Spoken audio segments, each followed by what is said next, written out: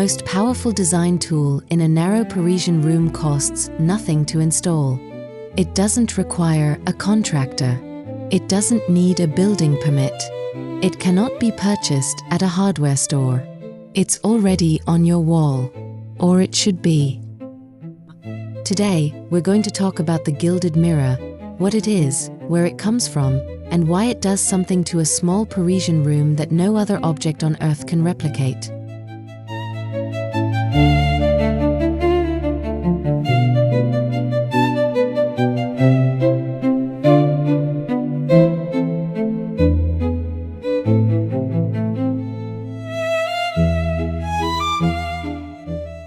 I've been in hundreds of Parisian apartments. Small ones, cramped ones, dark ones, oddly shaped ones. And in almost every one that felt extraordinary rather than merely functional, there was a gilded mirror doing quiet, extraordinary work. Not a decorative accent. Not a finishing touch. A fundamental architectural element that was changing the physics of the room.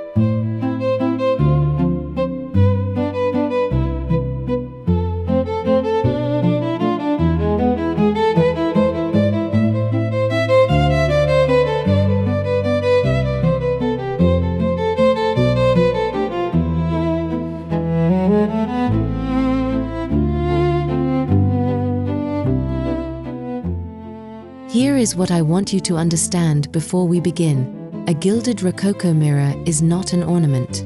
It is not decoration in the sense of something that makes a room prettier. It is a tool, one of the most sophisticated spatial tools ever invented. And the Parisians of the 17th and 18th centuries understood how to use it in ways that most interior designers today have completely forgotten. That's what we're going to recover today.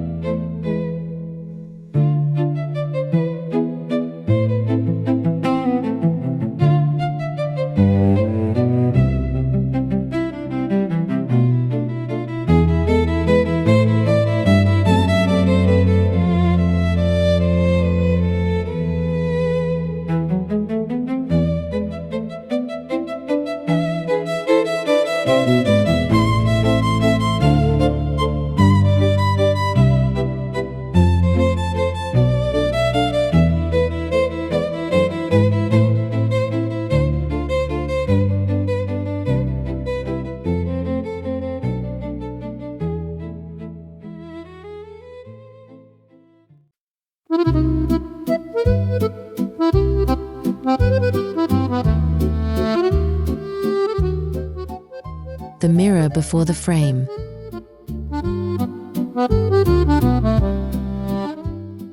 To understand the gilded Rococo mirror, we need to go back to a specific moment in French history.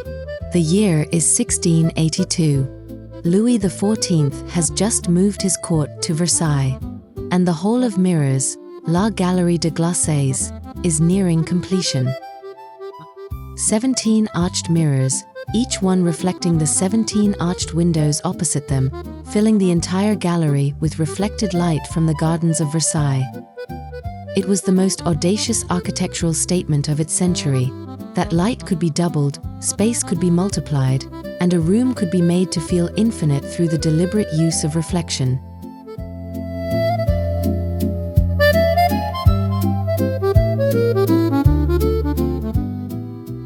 Every gilded mirror in every small Parisian apartment since that moment carries this legacy. Not in scale, but in principle. The mirror doesn't make your apartment Versailles. It brings the spatial intelligence of Versailles into your apartment. Rococo and the frame as art.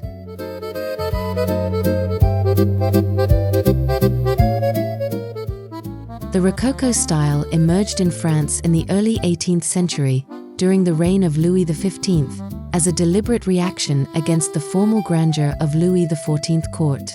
Where the Louis XIV aesthetic was about symmetry, power, and architectural authority, Rococo was about pleasure, intimacy, and ornamental exuberance. The Rococo mirror frame became its highest expression.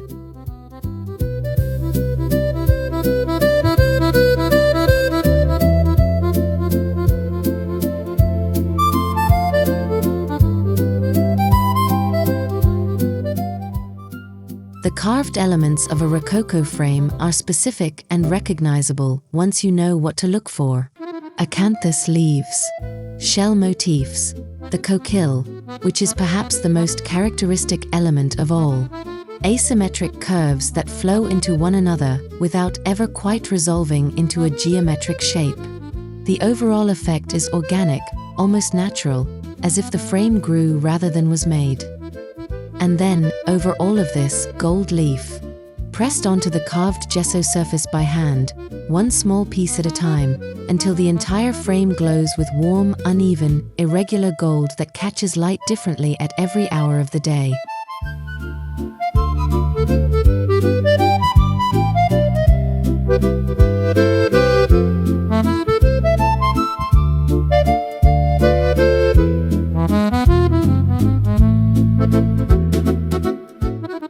I want to say something about gold leaf that most people don't realize.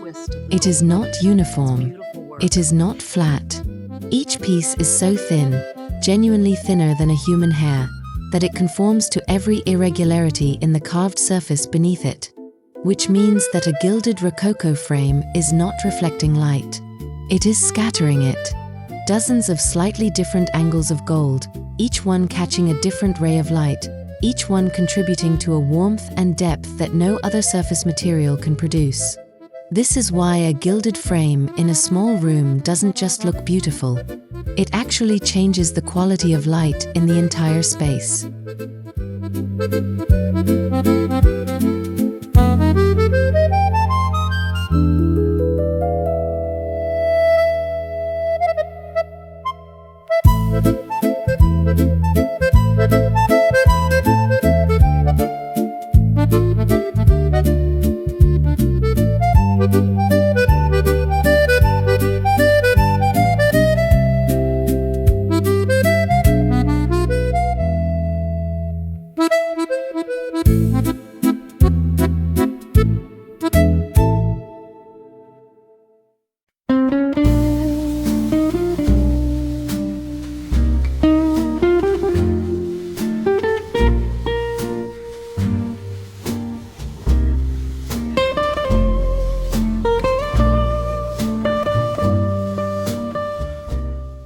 Why narrow rooms specifically?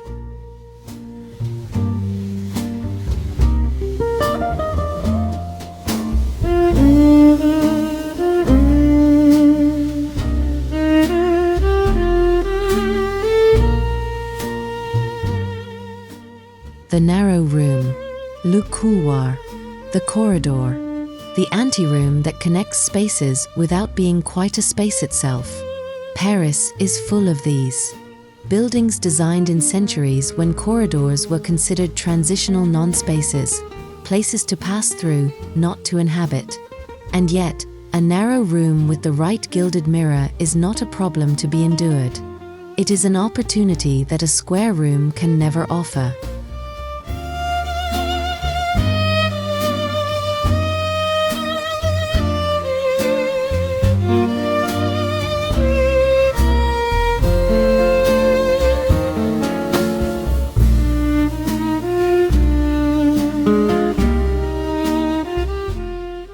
Here is why. A mirror placed on the long wall of a narrow room doesn't just add visual width. It creates a second room, visible but unreachable, that exists entirely in reflection. The narrow space you're standing in suddenly has a twin. And the psychological effect of that doubling is remarkable. The room stops feeling cramped and starts feeling intimate, intentional, chosen.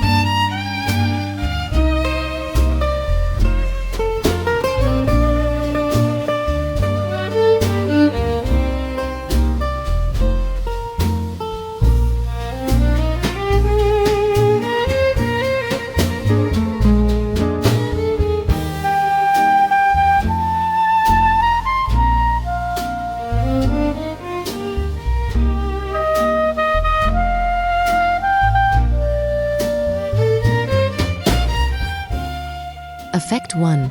Light multiplication.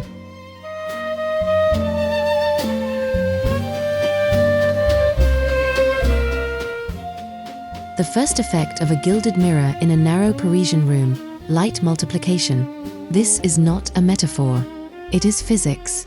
When a mirror is positioned to reflect a window, it creates a second apparent light source on the opposite wall. The room now appears to have two windows instead of one. The distribution of light changes entirely. Shadows that were permanent become temporary, dark corners that seemed structural become incidental.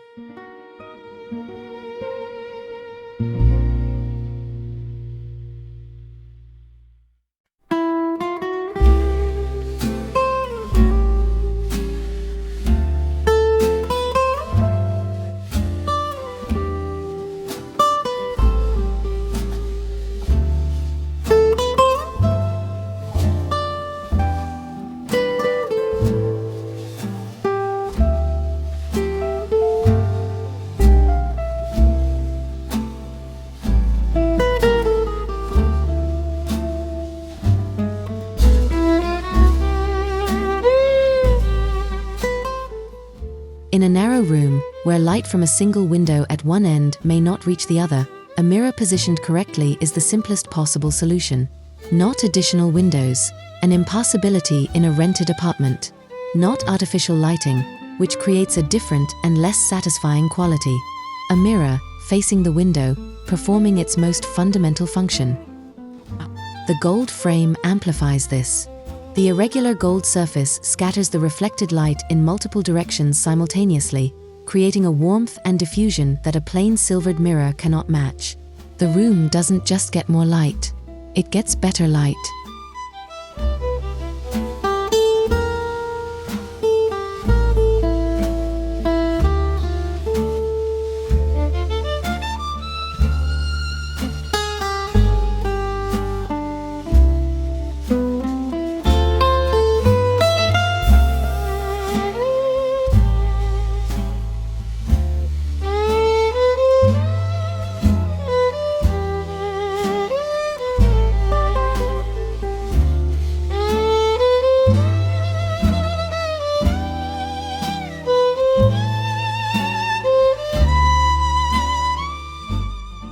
Look at this corner when the mirror isn't here.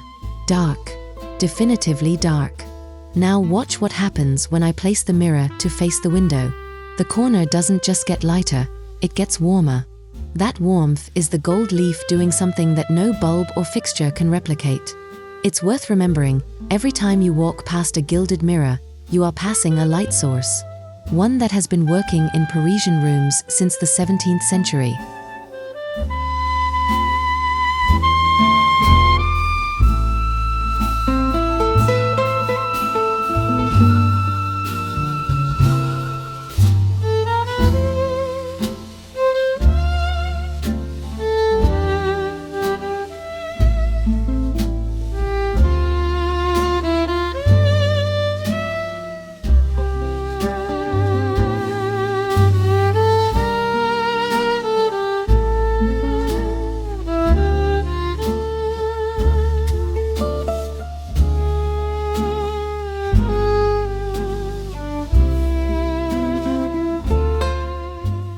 Effect 2.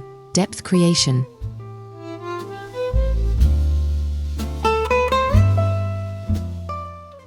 The second effect, depth creation. A narrow room has one fundamental problem that no furniture arrangement or color choice can solve. It ends too soon. You can see the back wall from the entrance. The room declares its limitations immediately.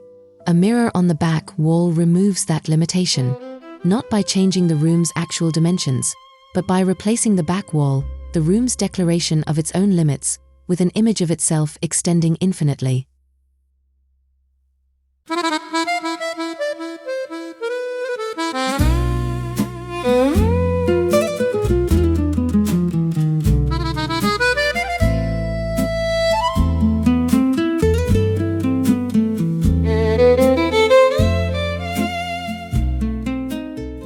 This is the oldest trick in the spatial vocabulary of Parisian interior design, and it has never stopped working, because it works on a level below conscious thought.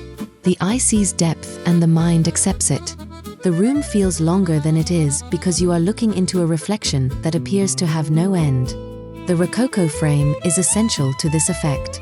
A frameless mirror on a back wall looks like a window to another apartment. A gilded Rococo frame on the same wall looks like a portal to another dimension of the same room, one that is warmer, more mysterious, slightly different in light quality. The frame makes the reflection feel architectural rather than accidental.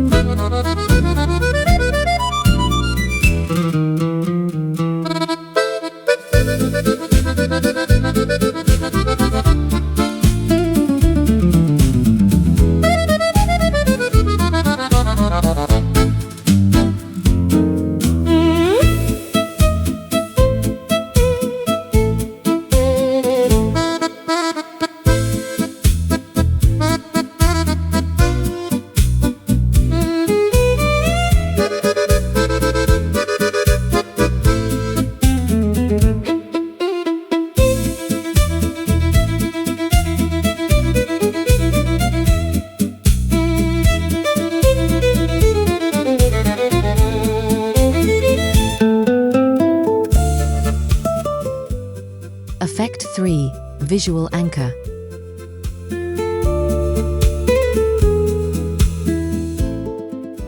The third effect is the most subtle and the most powerful, visual anchor. A narrow room without a focal point is exhausting. The eye moves from wall to wall, from object to object, finding no place to rest. The room feels restless even when it is still. A large gilded mirror on the primary wall gives the room a center of gravity. The eye finds it immediately, rests there, then begins to explore outward from that fixed point rather than searching randomly across the surface.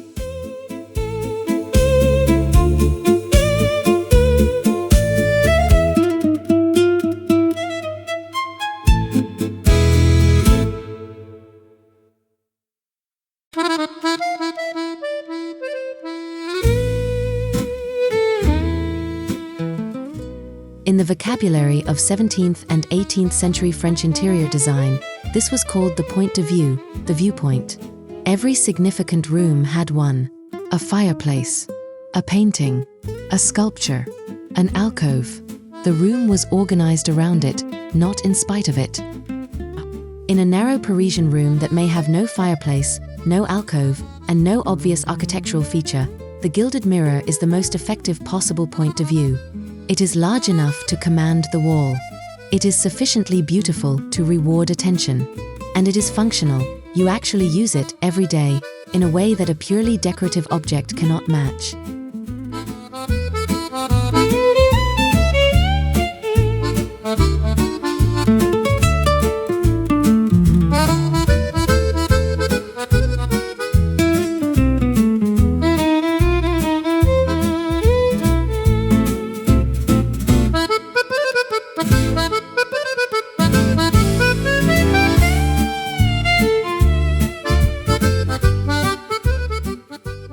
I want to be clear about something. When I talk about a gilded mirror as an anchor, I don't mean a small decorative mirror that you hang because you have an empty wall. I mean a mirror that is scaled to the room, that occupies most of its wall, that has genuine presence, that cannot be ignored. In a narrow Parisian room, the mirror should be the largest object in the space. Not the largest piece of furniture, the largest object. Full stop. If you are hesitating because it feels too large, it doesn't. It never does. The scale is always right.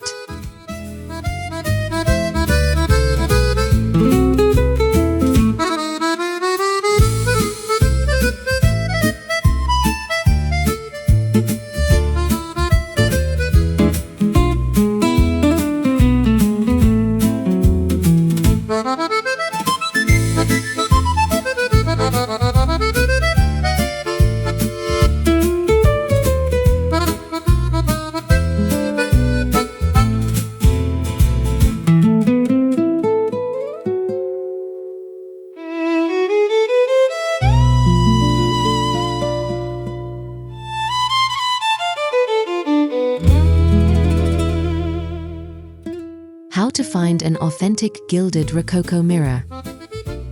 Now the practical section. Where do you actually find one of these? What should you expect to pay? And how do you tell a genuine gilded frame from a painted imitation that will look wrong no matter where you hang it? Let me be direct with you. 4 sources, 1 principle.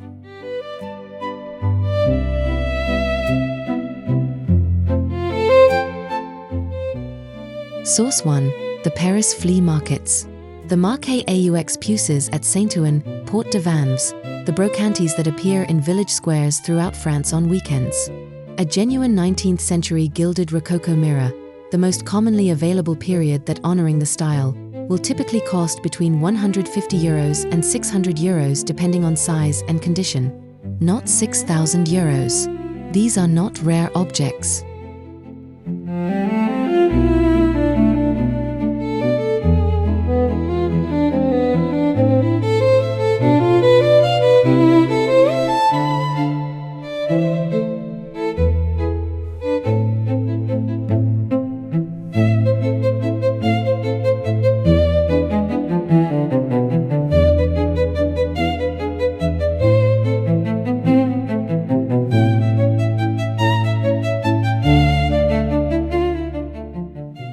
Source 2. Online. Le Bon Coin in France, eBay with the search terms Miroir d'Or Rococo or Gilded Rococo Mirror 19th Century, 1 SD dibs and cherish for the international market.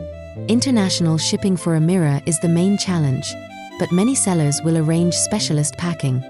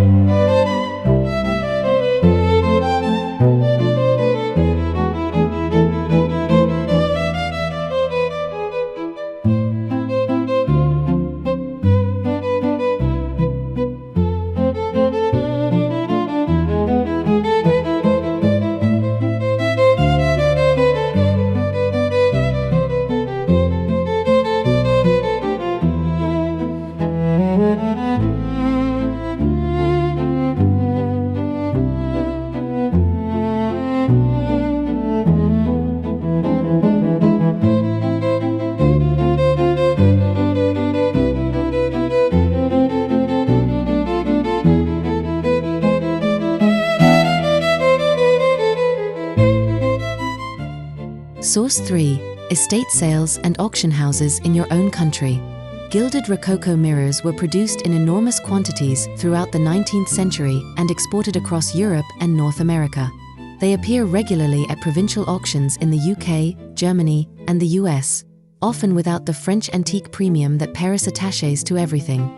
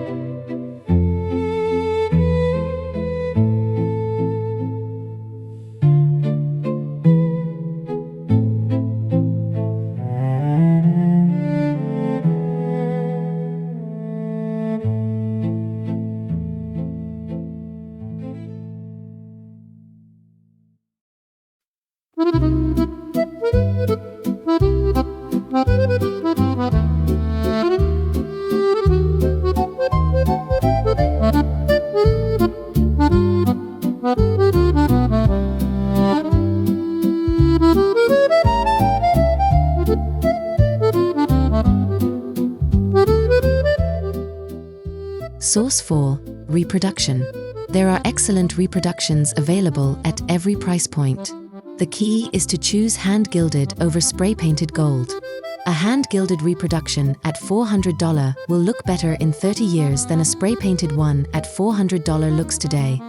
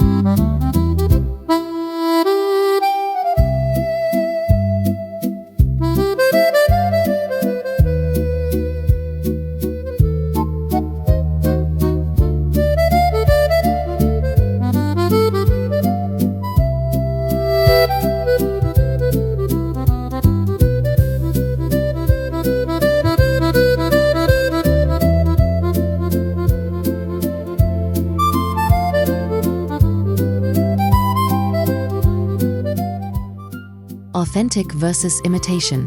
What to look for.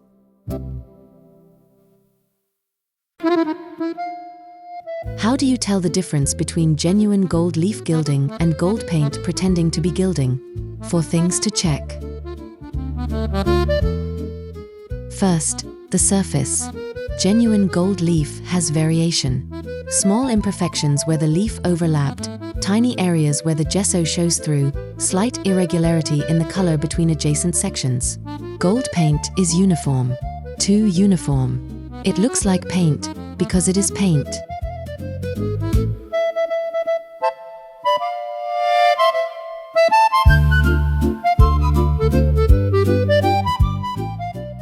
Second, the carving. On a genuine Rococo frame, the carved detail is three-dimensional and sharp. The acanthus leaves have depth, the shell motif has genuine relief. On a cast resin reproduction, the detail is present but flat. Run your finger along it, you can feel the difference before you see it.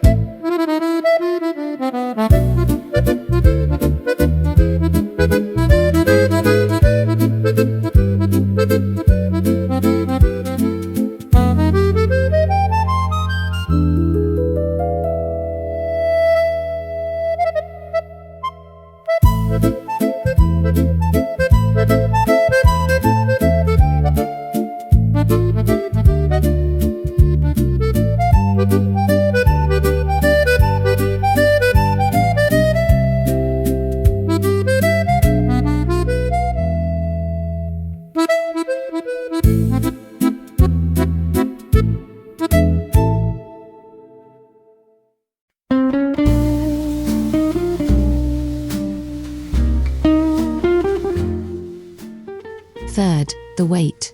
A genuine carved gesso and gold leaf frame is heavy, substantial, solid in a way that tells you immediately something real was made here.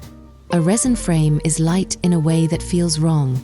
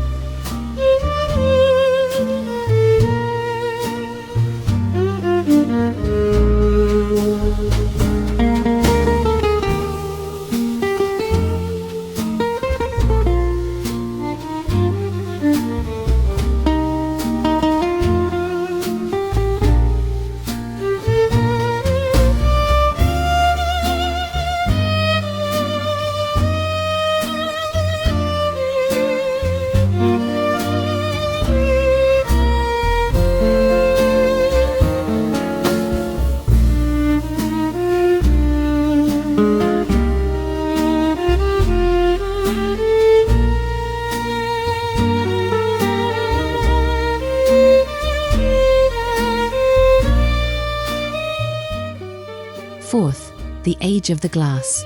Original mirrors from the 19th century have mercury glass, slightly grey, slightly foggy, with an irregular reflection that gives everything it reflects a quality of depth that modern silvered glass doesn't have. If the glass is perfectly clear with a perfectly sharp reflection, it has been replaced.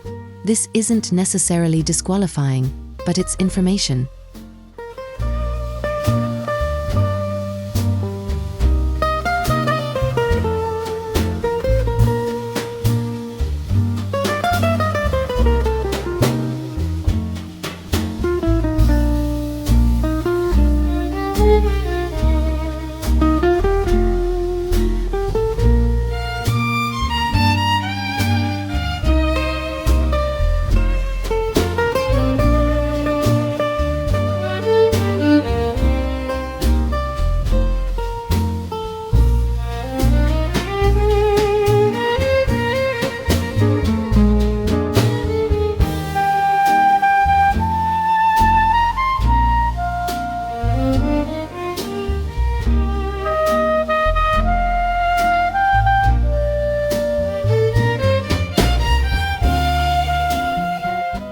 Placement, the 3 rules.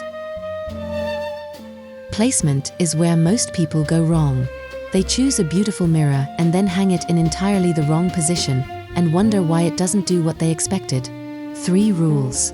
Very simple, very non-negotiable.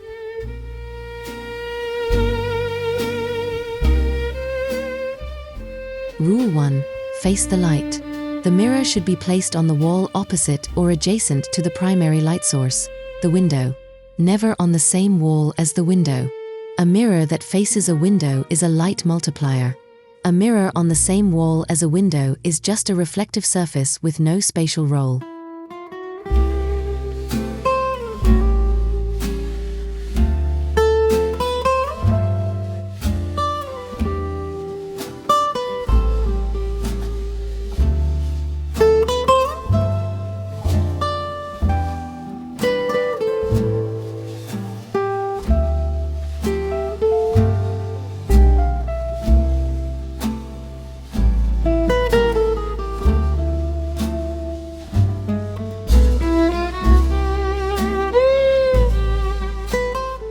Rule 2. Scale to the wall.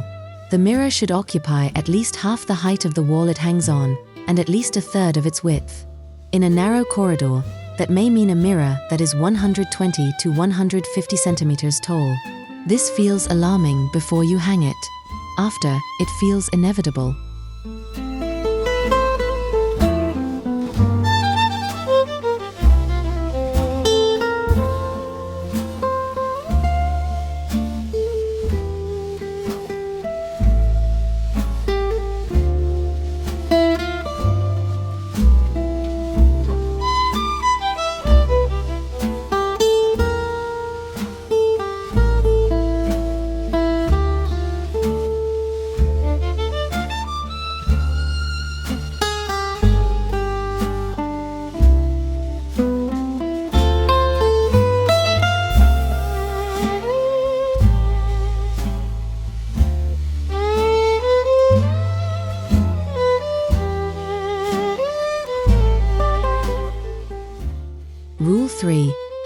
eye level, properly. The center of the mirror should be at approximately 155 centimeters from the floor for a standing adult. This is often higher than people instinctively hang things. The common mistake is to hang the mirror too low, which makes it feel like a furniture accessory rather than an architectural element.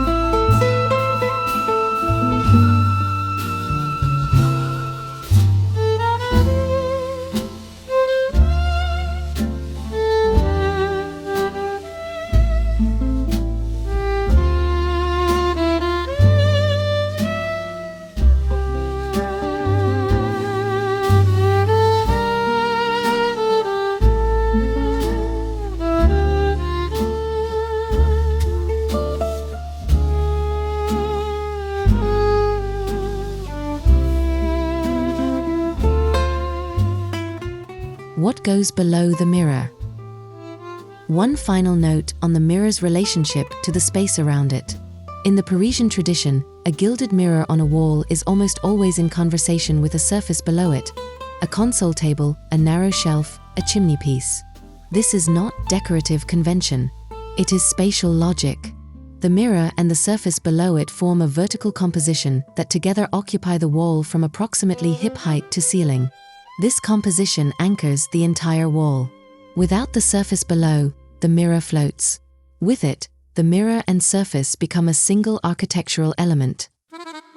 On the surface, restraint. 2 objects maximum. In the Rococo tradition, a pair of candlesticks flanking a single central object, a small sculpture, a ceramic vase, a clock. The simplicity of the surface makes the richness of the mirror above it more beautiful by contrast.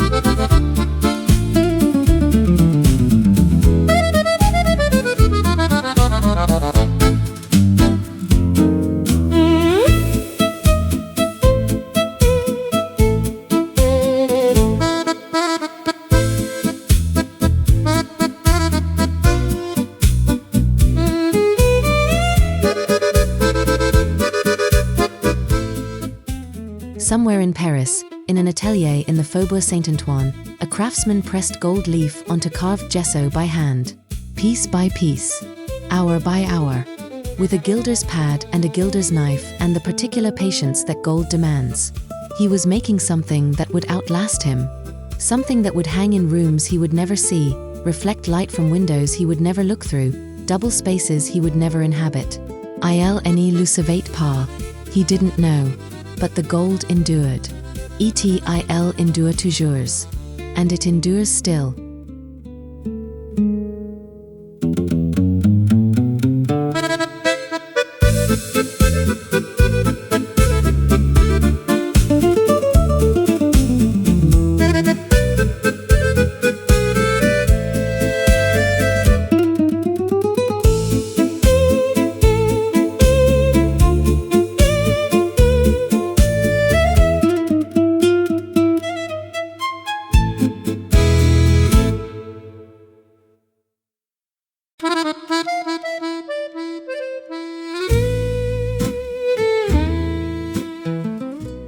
Before I leave you today, I want to ask you something.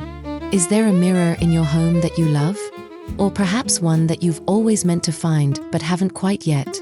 Tell me in the comments. Because I think the mirrors we choose, or the ones we inherit, or the ones we find by accident in a flea market on a Saturday morning, tell us something true about what we want our homes to feel like. And that is always worth knowing.